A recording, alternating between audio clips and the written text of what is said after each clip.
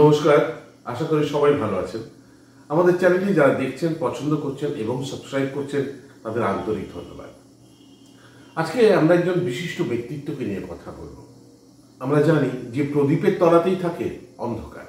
এরকমই একজন মানুষ যিনি অন্ধকারে থেকে গেছেন, কিন্তু যদি পার্শ্ব চরিত্রের কথা হয় তাহলে সেই পার্শ্ব চরিত্র হিসেবে তিনিই ছিলেন বাংলা সিনেমা জগতের সবচেয়ে উজ্জ্বল ব্যক্তিত্ব।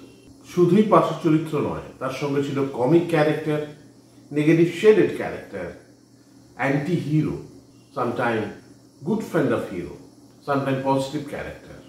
সমস্ত কিছু মিলিয়ে একজন উজ্জ্বল অভিনেতা তরুণ কুমার চ্যাটার্জি।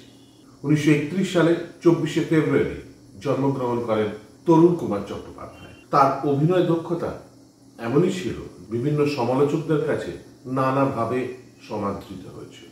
তরুণ কুমার ছিল বাড়ির কনিষ্ঠ পুত্র।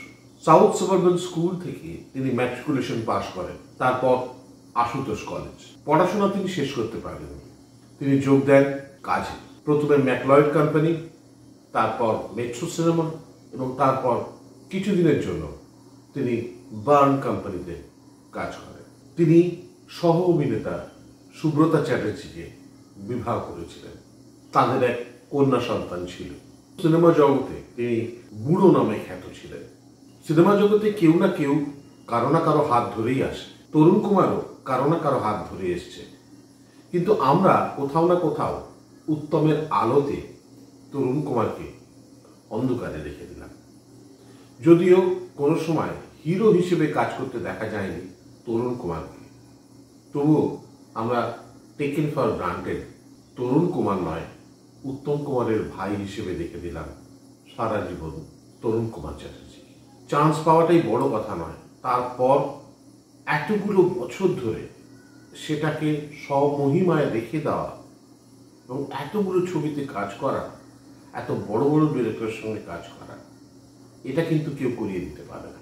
সারা জীবনে তিনি 500-রও বেশি ছবিতে অভিনয় করেছিলেন।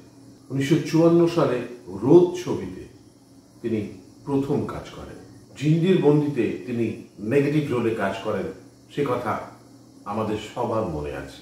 সে চুপি চুপি আসে, সোনার হরিণের মতো ছবিতে অ্যান্টাগনিস্টের রোল করেছিলেন তরুণ কুমার চ্যাটার্জি।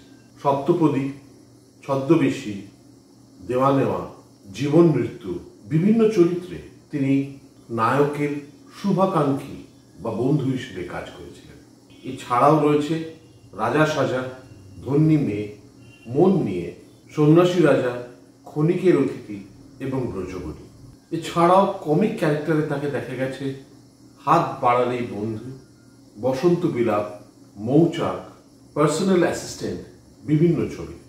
এবং নেগেটিভ শেডেড ক্যারেক্টার করেছিলেন জোড়াদিঘির পরিবার, দুই পুরুষ, কলঙ্কিত নায়ক, বিভিন্ন ছবিতে।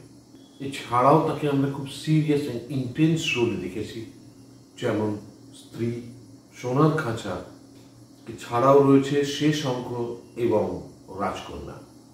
দাদা ঠাকুর ছবিতে অভিনয়ের জন্য 1966 সালে তিনি রাষ্ট্রপতি পুরস্কার গ্রহণ করেছিলেন। সিনেমা জগতের পাশাপাশি তিনি নাট্য জগতেও অভিনয় চালিয়ে যান। তার সবচেয়ে উল্লেখযোগ্য নাটক নহবত প্রায় 7 বছর ধরে চলেছিল।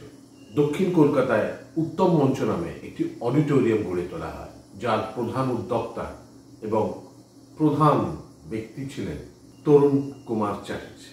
এখানে একজন মানুষ যিনি তার অভিনয়ের দক্ষতা, ক্ষমতা, উত্তম কুমারের সিনেমাতে তিনি একাধারে দাদা, কোনো সময় ফাদার, কোনো সময় অ্যান্টি হিরো, কোনো সময় ভিলেন, কোনো সময় বয়োজ্যেষ্ঠ মানুষ, সমস্ত কিছু প্লে করেছিলেন।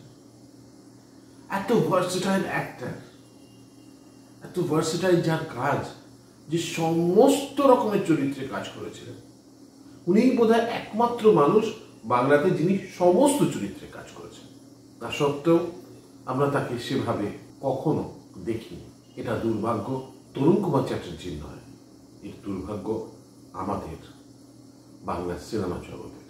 72 বছর বয়সে 2003 সালে আমরা তাকে হারিয়েছি। সারা জীবন ধরে 500-রও বেশি ছবিতে তিনি কাজ করেছেন বিভিন্ন চরিত্রে। যা খুশির চরিত্র তাকে দেওয়া যেত, যেরকম খুশির চরিত্রে তাকে অভিনয় করানো যেত। একটু ভেবে দেখুন, এই ধরনের একটা কিন্তু আমরা আর পাইনি। আমাদের এই ছোট্ট এপিসোডের মাধ্যমে তাকে আমরা শ্রদ্ধা জানাই। আবার আসবো আগামী পর্বে, দেখা হবে। ভালো থাকবেন। নমস্কার।